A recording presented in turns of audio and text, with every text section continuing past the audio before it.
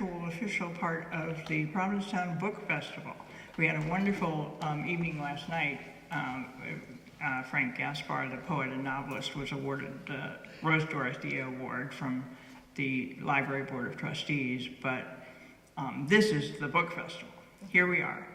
And every time we do this, I love opening with the Reading Local segment, because we started the book festival in 2016, which happened to be the 100th, the centennial of 1916, the year that Provincetown was declared the world's largest, or the country's largest art colony. And I think about, every time we do this, I think about those crazy playwrights and actors in Mary Heaton Vorse's living room saying, "Hey kids, let's put on a show," you know?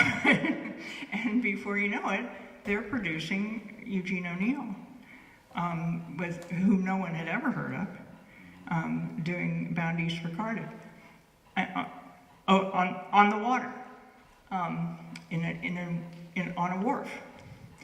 And that's Provincetown all over, you know? And it still is. And that is the coolest thing. Russ Lopez and I were just talking about the fact that Provincetown remains a place for artists and writers. And I know that there's all kinds of problems with housing and affordability and everything. And even so, somehow people figure out how to have a life in the arts here. And all of us participate, at least, you know, as far as I can tell, the vast majority of us, whether we are artists or not, participate in that life. And it is the coolest thing. And I'm so happy that we get to be part of it here at the library and manifest it in many ways, including the book festival. And of course, our marathon reading of Moby Dick every year in front of the ship. And I totally lost my train of thought there. So, that we get to be a part of it, and that we get to nurture talent, our homegrown talent, like we are doing today. So, that said, I have to apologize. The wonderful novelist and short story writer Joe Okonkwo curated this reading, and he couldn't be here. Short email said, "I have a personal emergency," so I don't know why he couldn't be here, but he couldn't be here. He was planning to come and planning to introduce everybody. So that honor falls to me, and that makes me really happy too. So we're gonna start, and we're alphabetical, and we're gonna start with Katie Abel. And when she's not writing fiction, she works as an anti-bias facilitator for the Anti-Defamation League, training student leaders how to recognize and combat anti-Semitism, racism, and LGBTQ+ hate in their schools and communities. Previously, she worked as an associate commissioner for the Massachusetts Department of Higher Education, where she created state-funded housing programs for homeless college students, and as a news reporter and producer at WHDH-TV in Boston. She divides her time between Boston and Provincetown. And here's Katie.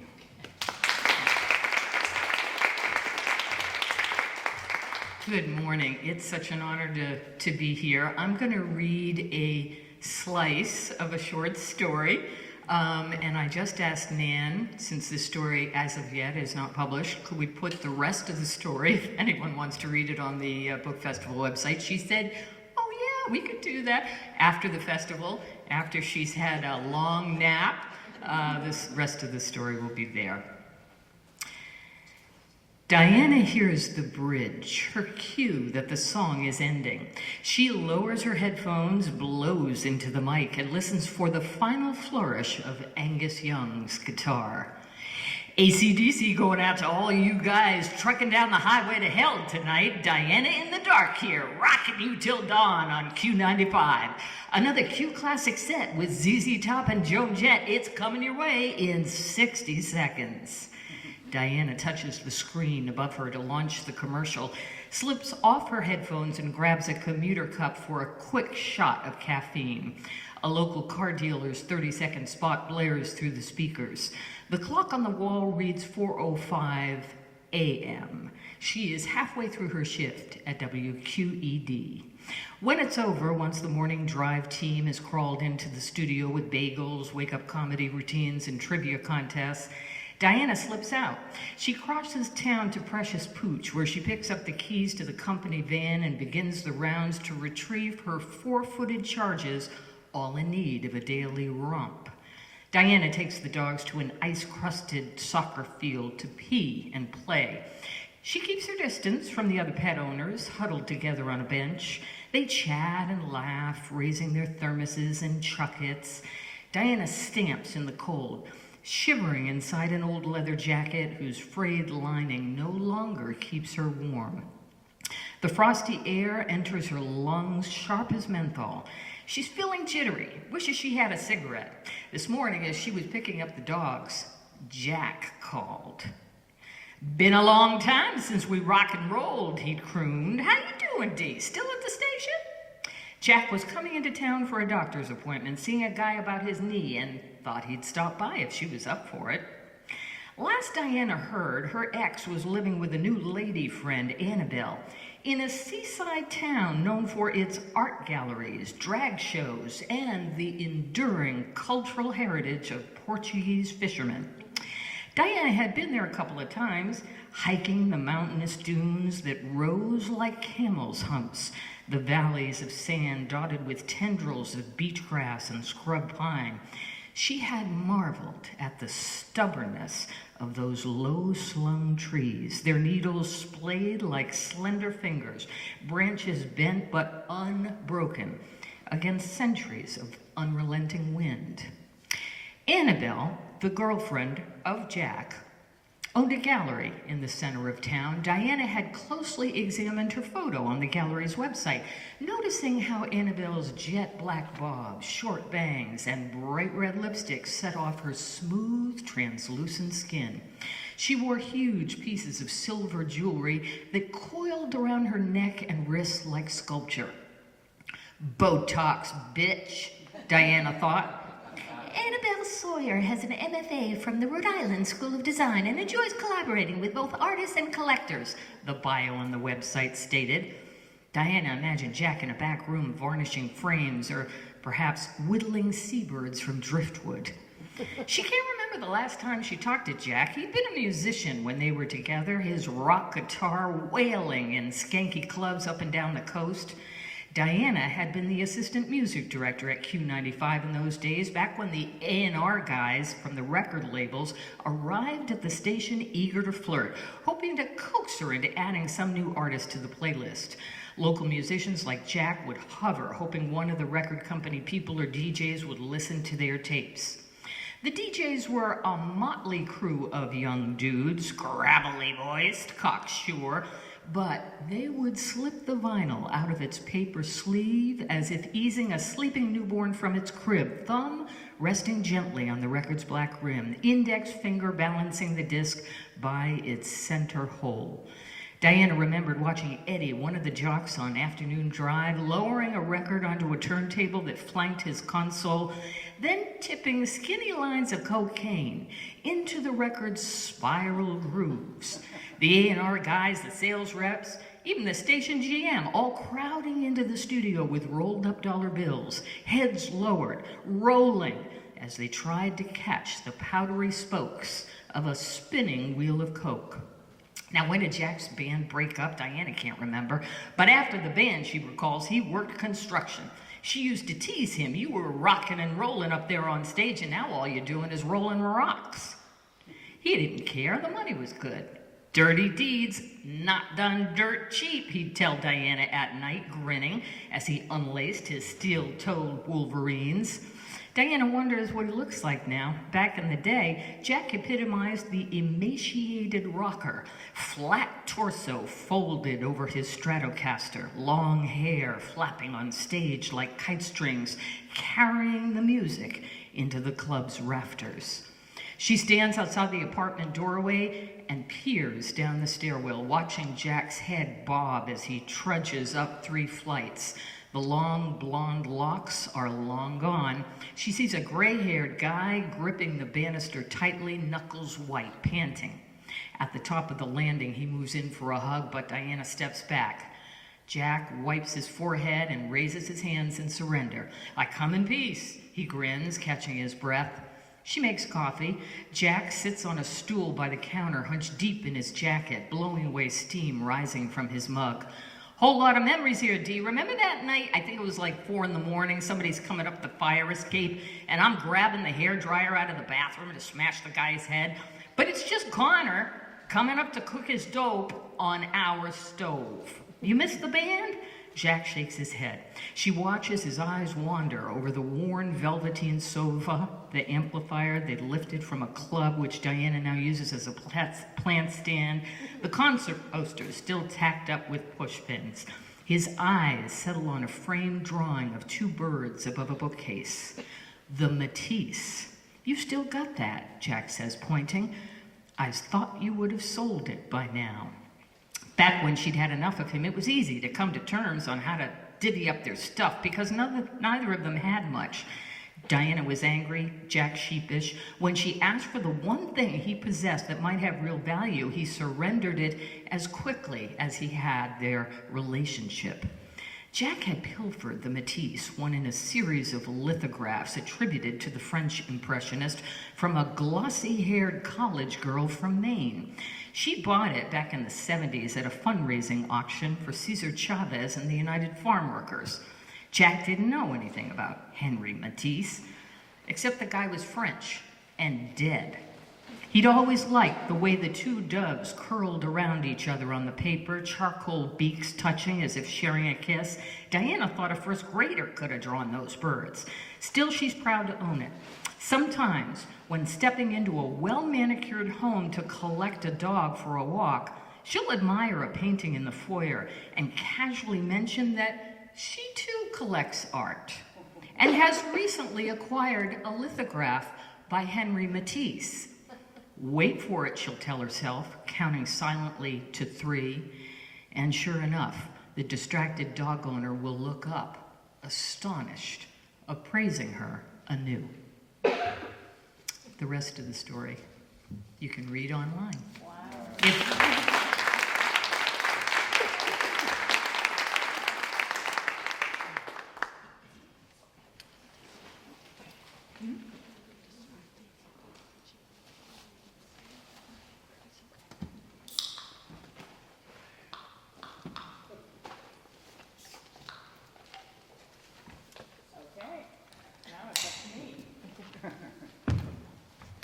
So next up, since we're going alphabetical, is Denise Coffey, who is a local author, currently a senior reporter with the Cape Cod Times. Prior to coming to Cape Cod, she wrote for the Hartford Courant for several years. She also writes fiction and poetry and has written and read several essays for New Hampshire Public Radio. Arts and Academic Publishing, a small publisher in Woodstock, Connecticut, released her book of poetry in 2020. This raucous worship contains 21 poems, many of which she worked on after a residence at Audubon's Edwin Way Teal Memorial Sanctuary in Hampton, New Hampshire.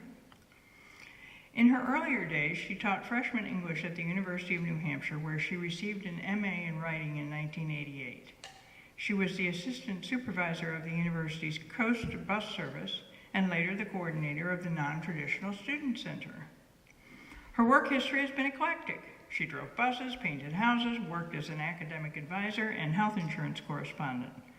Writing has been a touchstone throughout. And here's Denise.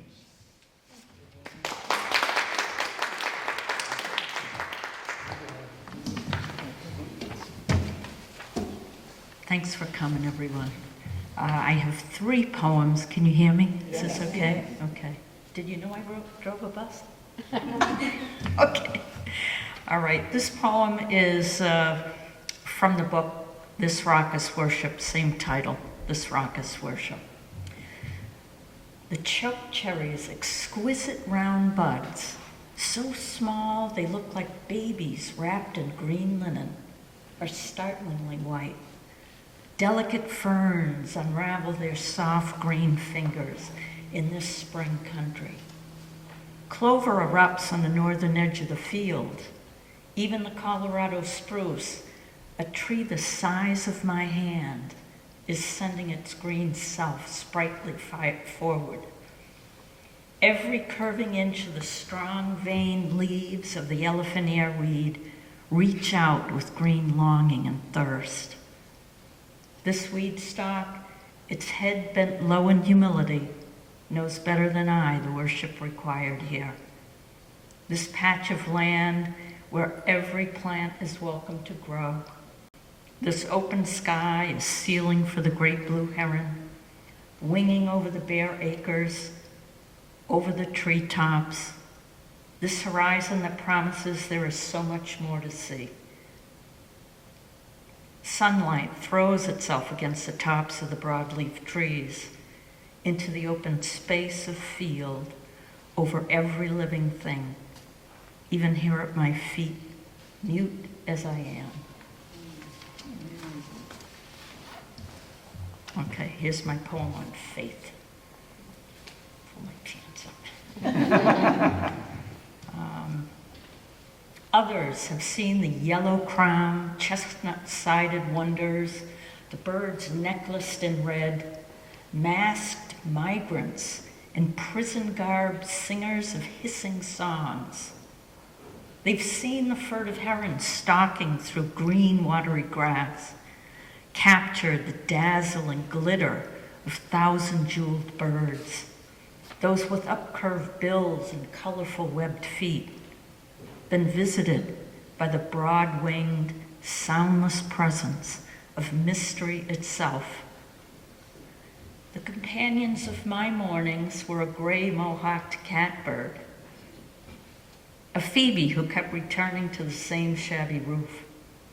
A wren kept watch on the wire. Its neighbor, a bluebird with feathers so blue they startled the sky, peeked through my bathroom window. Rabbits found food in the hard scrabble of a dirt drive.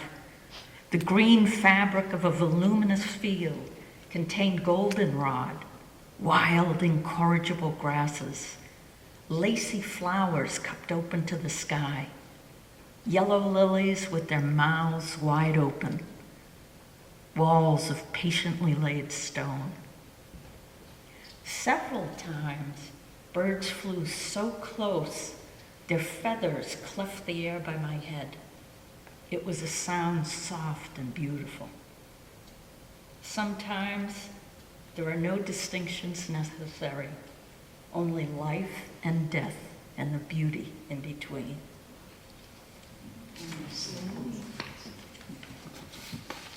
This is October morning. I'm a little early, but here it is. The starlings are busy with talk behind the not fully turned leaves of the oak. They fill the block with their noisy discussions so much the leaves rattle on this windless day. It is gray. Warm, soft clouds make themselves seamless across the sky. Here, sawtooth leaves hug the branches of an apple tree. There, the yellow bulb of a porch light casts a golden glow against a house. Samras fall in helicopter blade rhythm, soft and turning, landing on the pavement. The neat lines of a roof cut clean across the sky. No wonder the chickadees sing with joy. Thank you.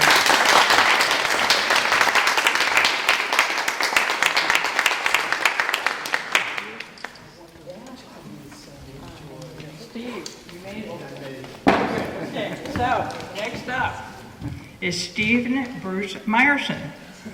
He is a playwright, poet, director, and performer whose work has been presented at theaters and festivals in California, Connecticut, Illinois, Massachusetts, New York, and Rhode Island.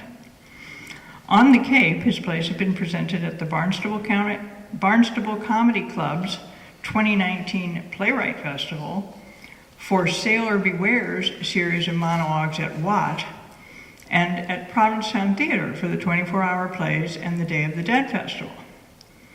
In 2020, his play To the Extreme received a winter read for new play development at Provincetown Theater under the direction of the theater's artistic director, David Drake.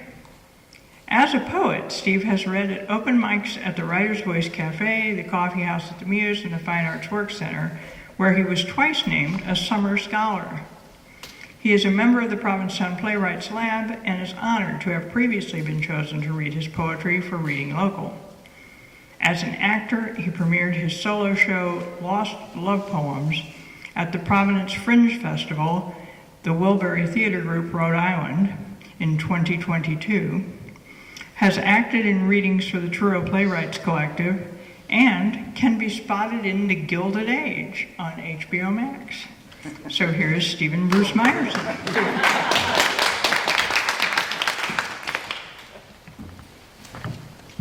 Hi, thank you.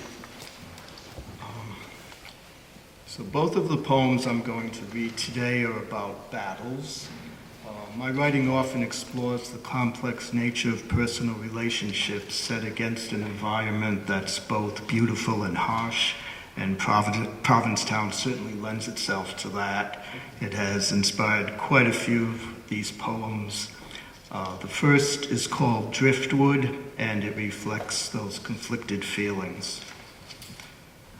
I drift as wood, soaked by the sea, a felled tree planed into ballast, misguided and off course, rocked and rolled till I'm strewn on a shoal where I'm bonfire burnt at a toast to s'mores as empty cups are raised, needing to be filled, always wanting more. Again, I'm at the edge of your indifference.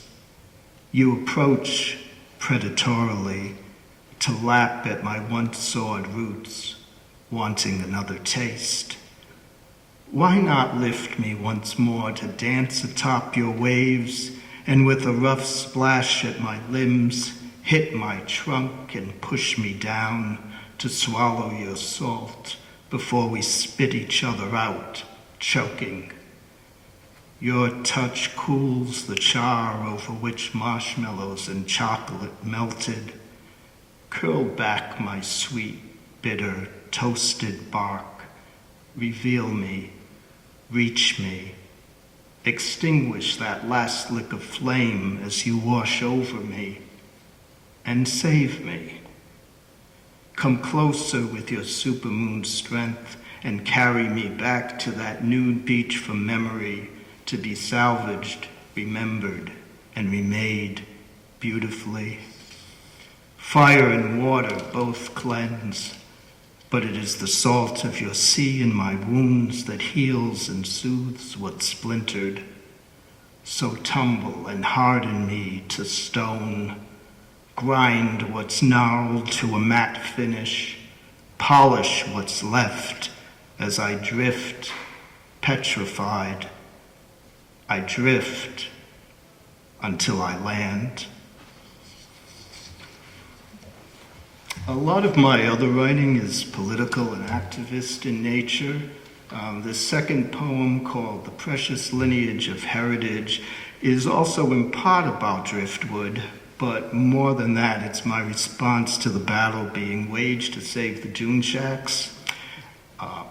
It's in honor of the caretakers who are fighting to save a way of life that is part of Provincetown's history and I believe needs to be preserved.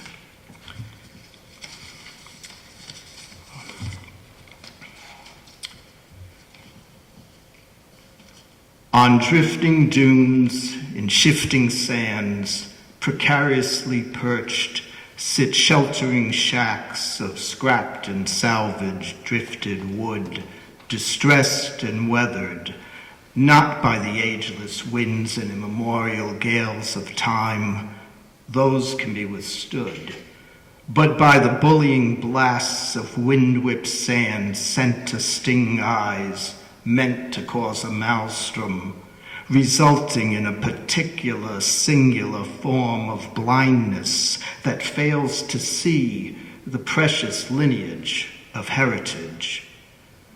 Outermost outposts fragilely framed for fishermen as respites, for seafarers as way stations, for the Thoreaus of any age to tarry at for a time, evolved to attract the artist and writer who trekked in the tracks of the sunken steps of the sand spirits who came before in search of the silence and solitude necessary to commune and create. O'Neill, Williams, Cummings, Kerouac, at a stone's skip from the shore, where the writer's arid pen can dip into the abrasive salt air and release a flow of wrung-out words long held.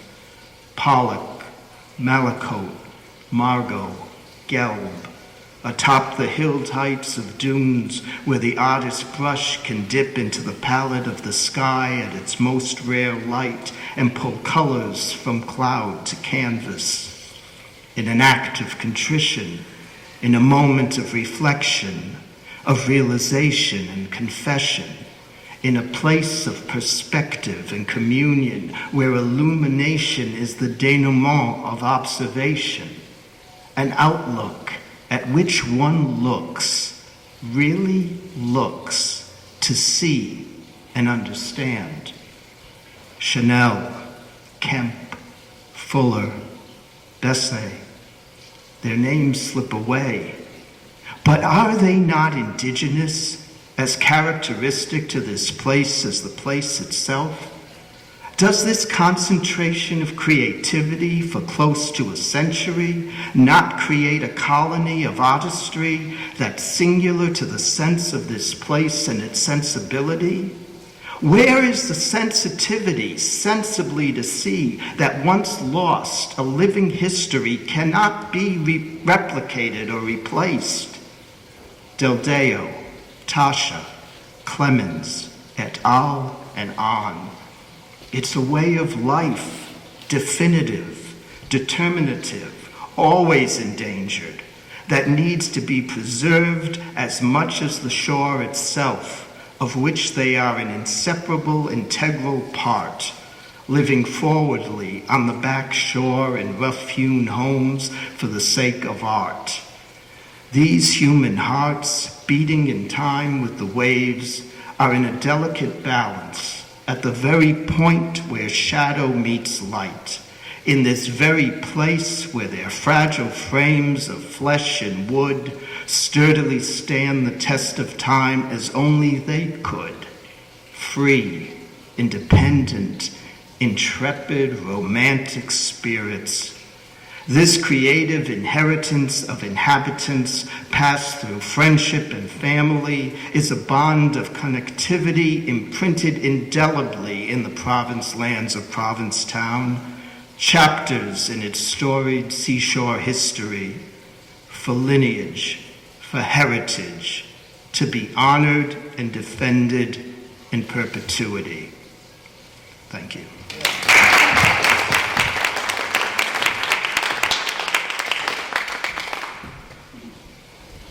Thanks, Steve. Well, how very timely. I wanted to point out that today at 4:30, we have a program called Tides and the Towns, Artists, Radicals, and Gay Culture on the Outer Cape.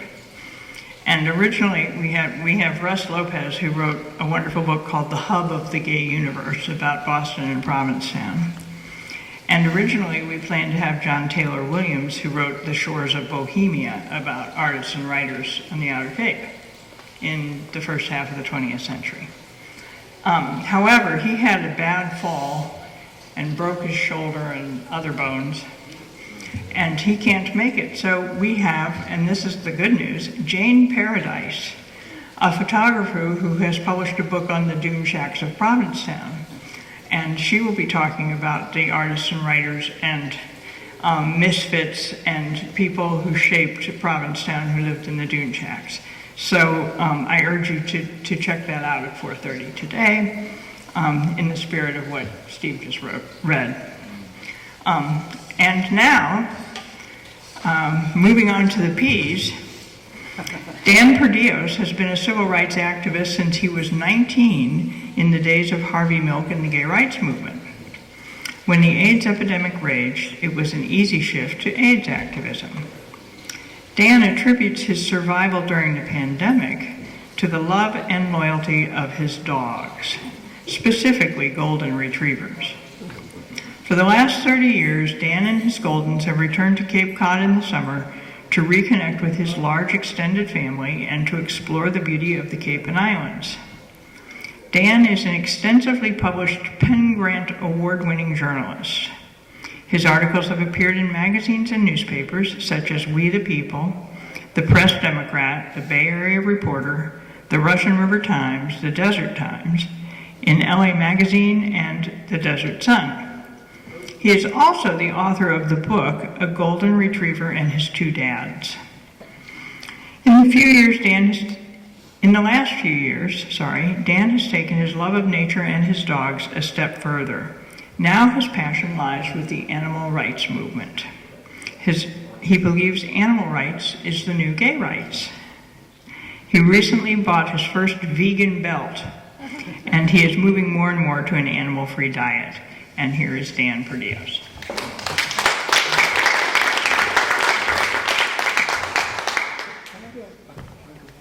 Sure. Feel free. Water break.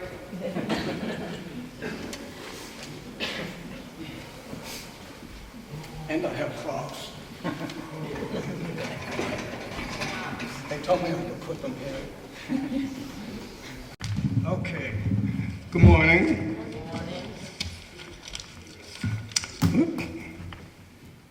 My name's Dan Perdios, and I am a local Cape Cod writer. And thank you for coming here this morning to support all of us in our work. Your support means a lot. And thank you to Joe for including me in the Reading Local section. It's not often that you get to read your work in front of people, so I'm pleased to be here. I want to give the Provincetown Library a special thank you. They have been incredibly supportive of my first book that you just heard about. A Golden Retriever and His Two Dads, An Adventure on Cape Cod. They have had it here in the library. We had a successful book signing here a year ago. The book is inspired by a movie that my husband produced called Wild About Harry.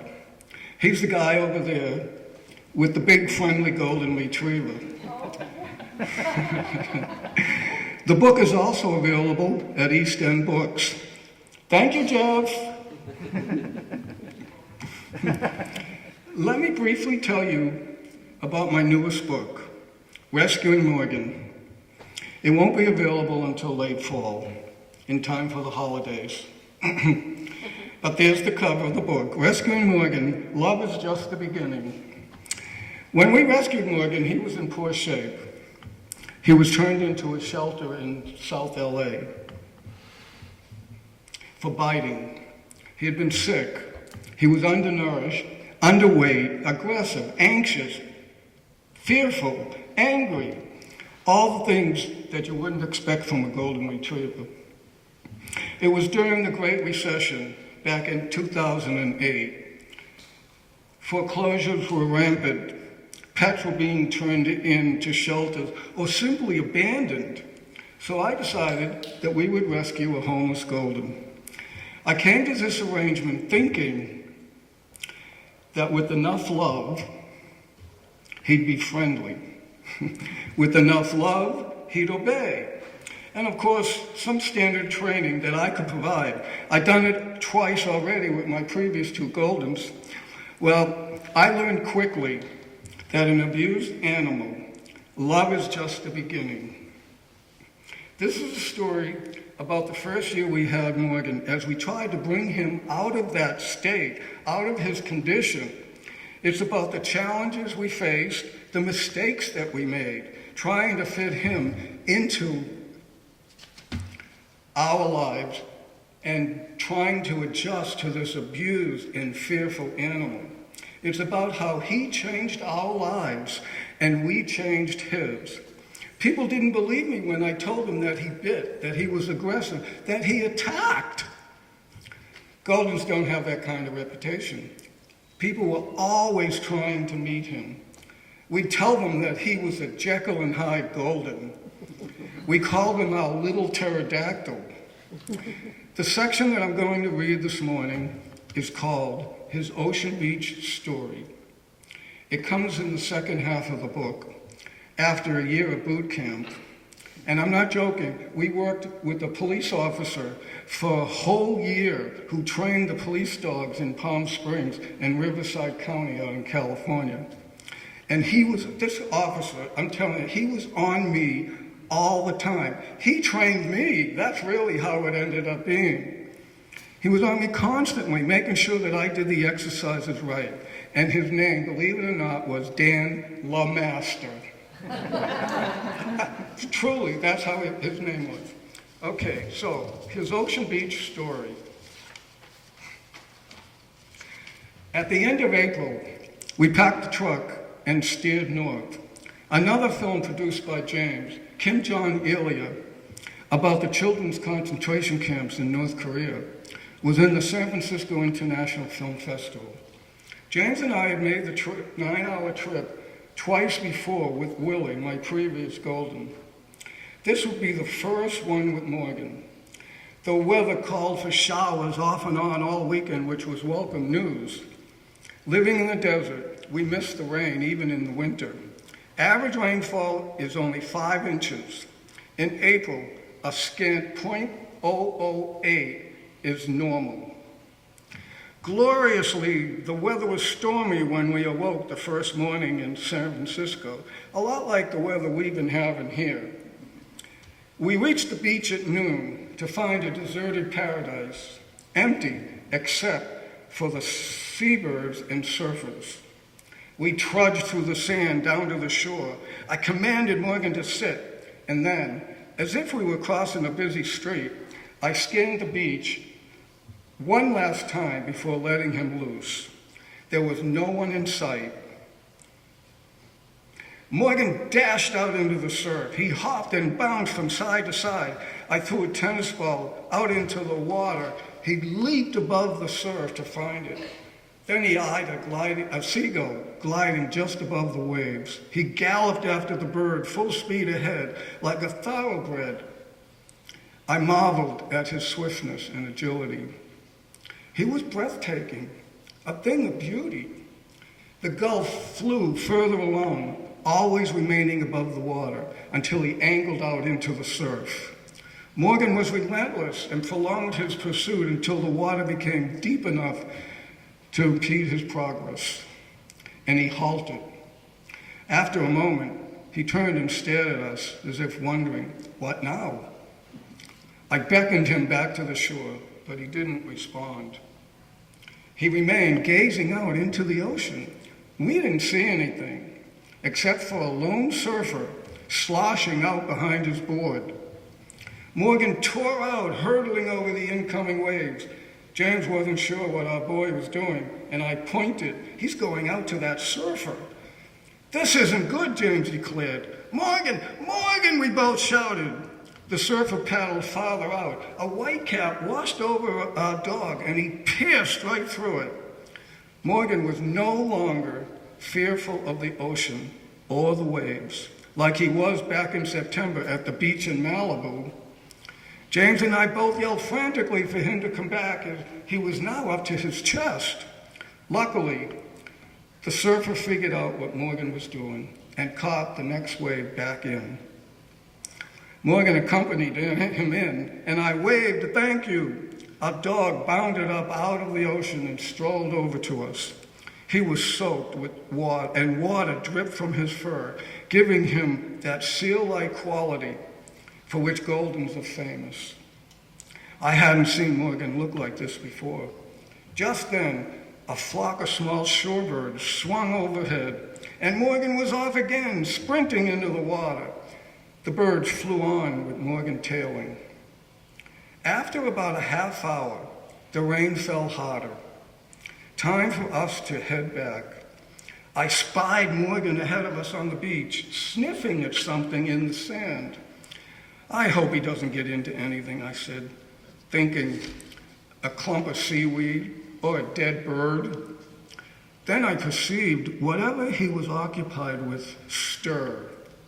Oh no, that's an animal! I sprinted to Morgan as fast as I could and coerced him away. There in the sand was a small harbor seal. He appeared sick. Upon closer inspection, I noticed he had an open wound on his side, as if he'd been shot.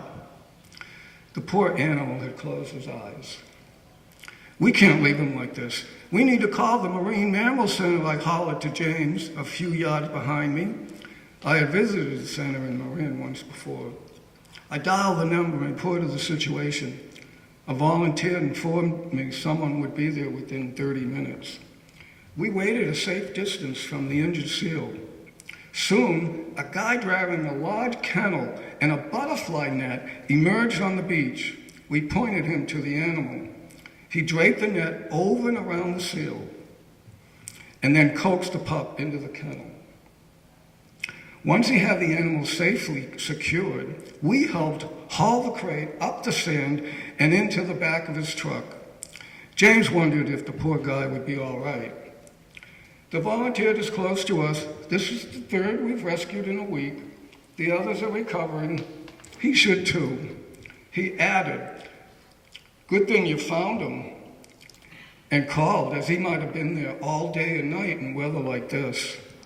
Then he asked, what do you want to name the seal? Since you found him, you get to name him. Well, actually, our dog found him. We were way over there, I answered, pointing. I thought for a moment, then declared, let's name him Morgan. He rescued him. The volunteer patted Morgan on the head and told him, good job. Before Morgan, I had always hoped to rescue an animal like the seal. In reality, what are the chances of this occurring? Unmistakably, our lives with this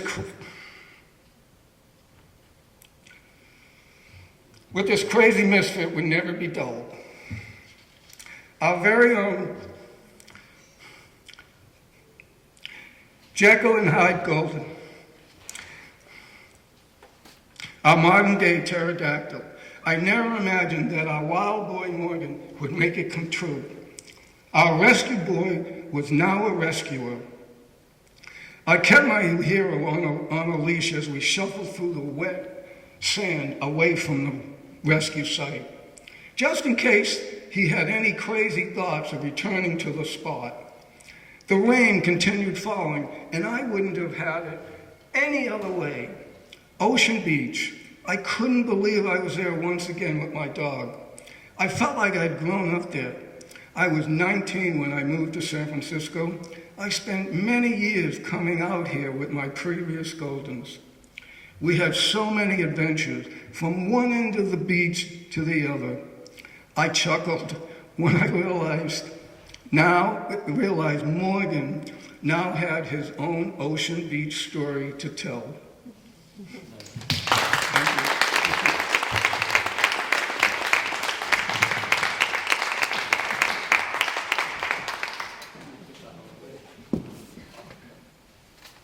Thanks, Dan.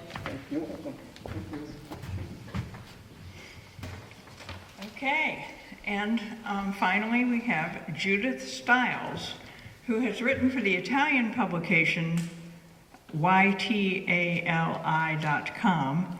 about all things American. For 10 years, she wrote a weekly column for the Village newspaper in New York City for lousy pay and the love of writing.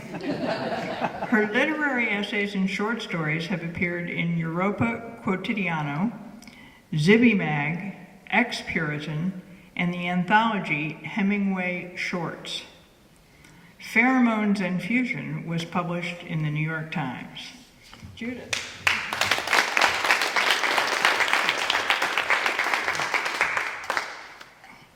This is Can you hear me? Yes. Okay, because the microphone, I wear hearing aids, so I don't know. My name is Judith Newcomb Stiles. This is a true story. It's called Great Aunt Abigail's Big Bosoms. Great Aunt Abigail's dead, so I don't think she's gonna mind. When I was eye level with the wine glasses at Thanksgiving dinner, I sat opposite Great Aunt Abigail Newcomb and her gigantic bosoms that were wrinkly and jiggled a lot when she laughed. I was a child with no bosoms of my own, and I wondered why she wore a low-cut dress. Her wrinkly water balloon bosoms created havoc when she laughed, right in front of everyone. The point of Thanksgiving dinner for Abigail and the grown-ups was to drink a lot of booze and enjoy life because winter on Cape Cod was coming. By December, the sea slapped the twisted peninsula with a blanket of gray sky and defeat. Wet wind, crackers wilting, sponges never dried, envelopes sealed themselves when you weren't looking. Lots of Thanksgiving food and booze was the last hurrah before the gray. What Great Aunt Abigail didn't know that particular Thanksgiving was that her daughter-in-law would drop dead from a brain hemorrhage on Mother's Day, followed by her only son, who would die on Halloween when a swinging construction crane would smash his head like a pumpkin. And this would leave Great Aunt Abigail and her wrinkly bosoms to raise her 9 grandchildren, 5 boys and 4 girls. She was about to celebrate her 70th birthday, only to be drafted back into motherhood. Great Aunt Abigail was a good substitute mother for the next 20 years, and at 85, she could still sputter strict orders from her rocking chair. She would wave her cane in the air and point. Before you start your homework, peel the potatoes, and you feed the cat, and you don't track sand all over the house. When I became a mother myself, I desperately wanted to talk to her and get some mothering tips. I needed somebody to tell me how to get through those sleepless nights, the midnight crying, the endless spit up, and still be a mother who could love her baby. My nipples were raw and sore from the tugging, and I was losing my mind from lack of sleep. Great Aunt Abigail had only 2 breasts, which were long empty, but somehow she spread her love over all 9 grandchildren, so I hoped she could help me figure this out. The big question I wanted to ask her was, how could it be that a baby could fill a mother with love, but also hate? Love, hate, love, hate. I loved my baby, but was afraid to say out loud how I hated the howling, the poopy diapers, my cracked and bleeding nipples, and the endless tidying up of baby stuff. By the time I called her, too bad for me, Great Aunt Abigail's bosoms jiggled no more. 2 weeks after I gave birth to my daughter Jane, she died, and then her bosoms were cremated into ash along with the rest of her body to lie for eternity in the Wellfleet Cemetery. I went to visit Great Aunt Abigail anyway. When I found her headstone, I sprawled out on the grass next to a bunch of wilting flowers. I covered each of my breasts with my hands and consoled them for doing the job of breastfeeding without an instruction manual or any advice from an older woman. Nursing a baby ballooned my breasts up to the size of Great Aunt Abigail's, which strangely dropped me into the world of breast gazers.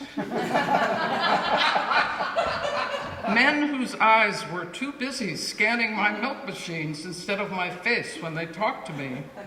I wanted to ask Great Aunt Abigail if this ever bothered her. I told Great Aunt Abigail's headstone that in a strange way, breasts had become a timeline of my life. First as a child with dime-sized flat nipples that were no different from my brother's. Then puberty, when my nipples popped out like sore cherry pits stuck inside my chest. Then bikinis that announced, I'm a sexual being. Hello, world, my older sister is not the only one with boobs.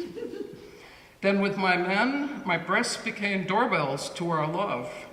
ring the doorbell of my nipples for good sex. Then a breast cancer scare, when my breasts were slammed between two plates of glass, wires piercing each breast, followed by a doctor's declaration, "You do not have cancer." Then with breastfeeding, my Abigail-sized bosoms came and went like two piles of snow. The Wellfleet Cemetery was getting crowded. A Grand Central Station of angels, a finger pointing up to heaven, and yellow lichen that covered the letters of the granite gravestone of Abigail's son. As I tried to scrape off the lichen with my fingernail, a sword fight of do's and don'ts broke out in the center of my chest. My left breast whispered, "Do everything you possibly can to be a good mother and don't mess up your kid." But my right breast whispered, "The tide goes in and out twice a day no matter what you do, so stop trying so hard to be a good mother." I gave up on the lichen and lay down on my back for a while longer while the gray sky hovered over me and the headstones. Do's and don'ts? There's not much in this life I am certain about. But one thing I know for sure, when my breasts finally complete their duty, they'll go the way of Great Aunt Abigail's bosoms, to be ash in a jar underground in the Wellfleet Cemetery in good company.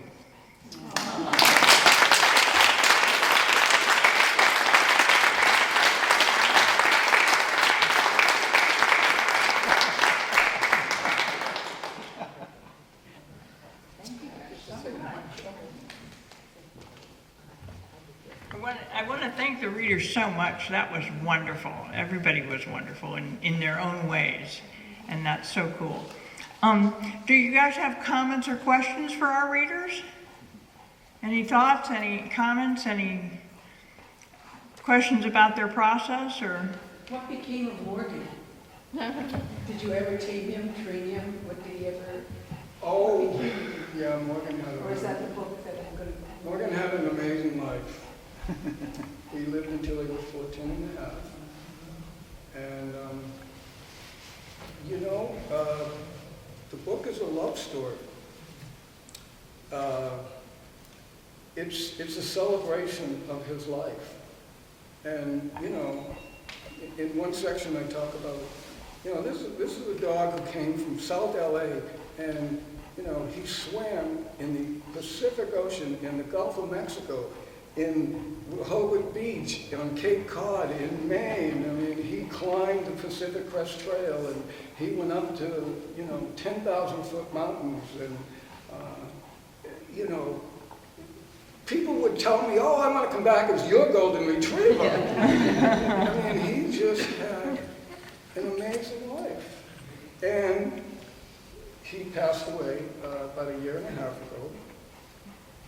And in the end of the book is I introduce Franklin and how it began with, how he came to our life. And that's an interesting story.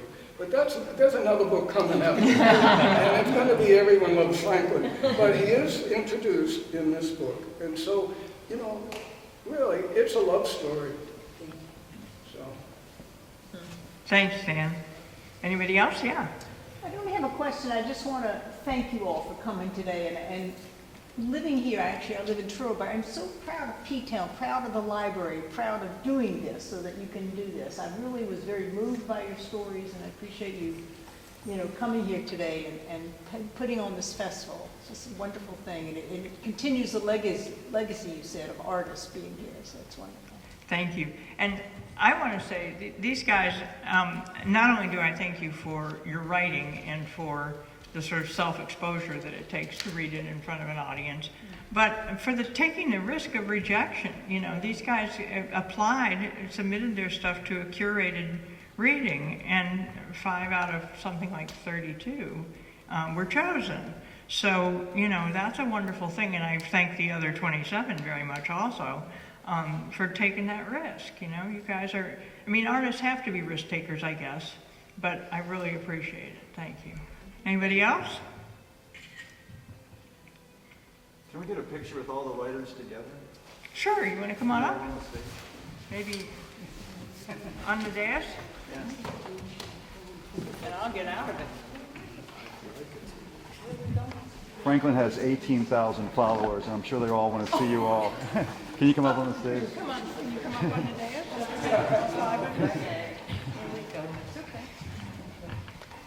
Dan, you should join Yeah, you us. too. You should join us. Yeah. Can you push the mic down just a little? The yellow one too. Should we go like this? All right, is this okay? Someone's gonna Photoshop.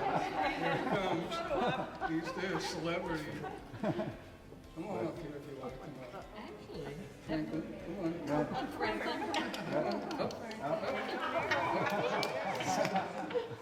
Franklin, over here. Franklin.